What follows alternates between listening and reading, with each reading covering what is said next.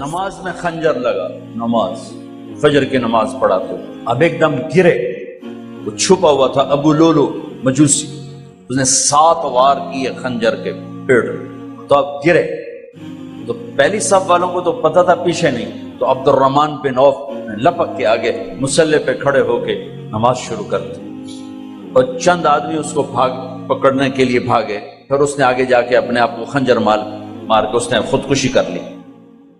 اٹھا کر مکان پر لے گئے، دودھ پلایا گیا تو وہ آنکھوں سے باہر نکل گیا، کہنے لگے موت کا پیغام آ گیا ہے۔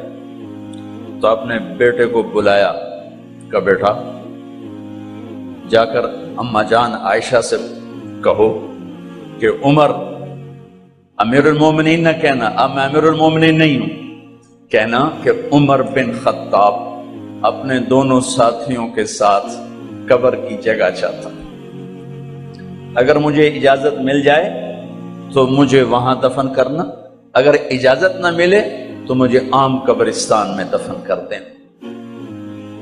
عبداللہ بن عمر تشریف لے گئے تو اماں عائشہ بیٹھی رو رہی تھی، کہا اماں جان میرا باپ عمر بن خطاب اجازت چاہتا ہے قبر کی اپنے دونوں ساتھیوں کے ساتھ۔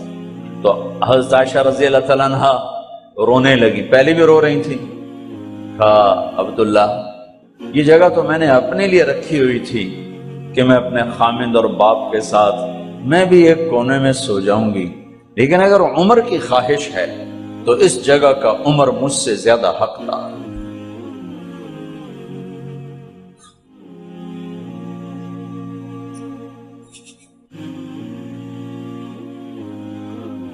بیٹے نے آ کر کہا ابا جان مبارک ہو، اجازت ہو گئی۔ کہا بیٹا ہو گئی، لیکن جب میری میت اٹھاؤ تو دروازے پر جا کر رکھنا اور ایک دفعہ دوبارہ پوچھنا، ہو سکتا ہے میرے شرم میں اجازت دی ہو اور میرے مرنے کے بعد انکار فرما دیں، تو ایک دفعہ دوبارہ پوچھنا، اس وقت پہ اجازت ملے تو پھر لے جانا ورنہ واپس لے جانا۔ حضرت علی اور حضرت حسن تشریف لائے جس دن انتقال ہو رہا ہے، تو گھبراہٹ دیکھی تو حضرت علی نے فرمایا عمر موت سے ڈر گئے ہو؟ کہ نہیں موت سے نہیں ڈرا، موت کے بعد کیا ہوگا اس سے ڈر گیا۔ یہ کون کہہ رہا ہے؟ میرے بعد کوئی نبی ہوتا تو عمر ہوتا، یہ وہ کہہ رہا ہے۔ یہ کون کہہ رہا ہے؟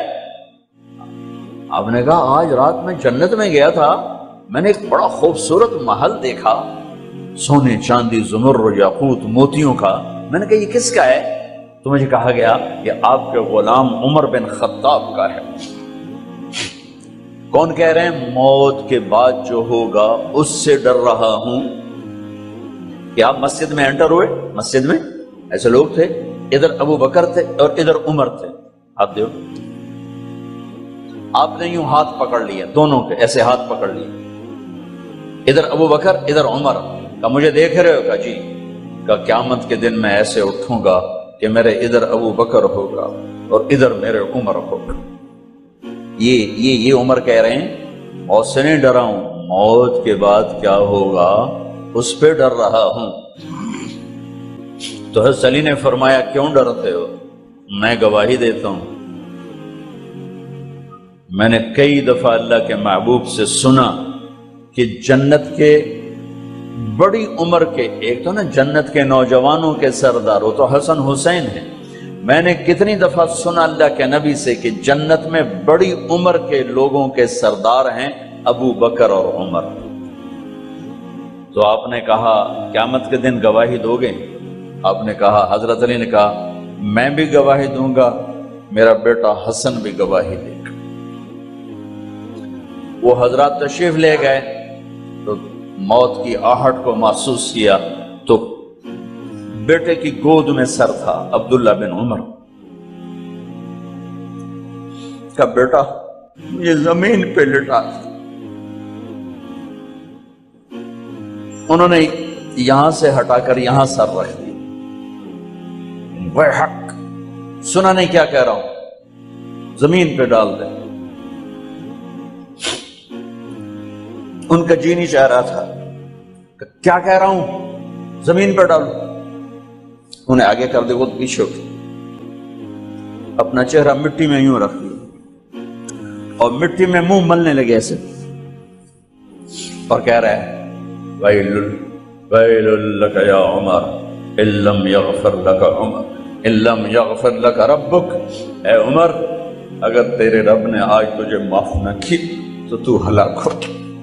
ویل لک ولأمک ویل لک ولأمک یا عمر ان لم یغفر لک ربک، عمر اگر آج تجھے اللہ نے معاف نہ کی تو تو ہلاک ہو۔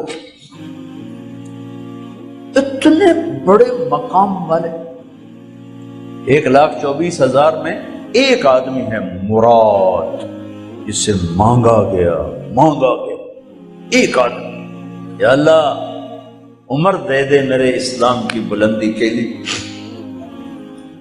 وہ کہہ رہے ہیں ویل لک یا عمر ان لم یغفر لک رب،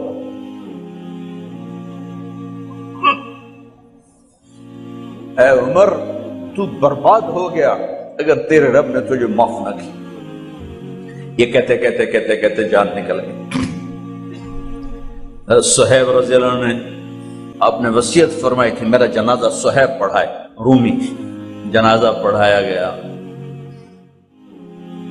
کندھوں پہ اٹھایا گیا، اور آ کر اماں جان عائشہ رضی اللہ عنہ کے دروازے پر عبداللہ بن عمر، باقی تو کوئی پتہ نہیں تھا کسی کو، گوے ٹھہر جاؤ جنازہ یہاں رکھ دو۔ پھر آگے بڑھے، دستک دی، اماں جان میرا باپ عمر بن خطاب دروازے پہ پہنچ چکا ہے، اندر آنے کی اجازت ہے۔ تو اماں جان عائشہ نے فرمایا مرحبا بعمر،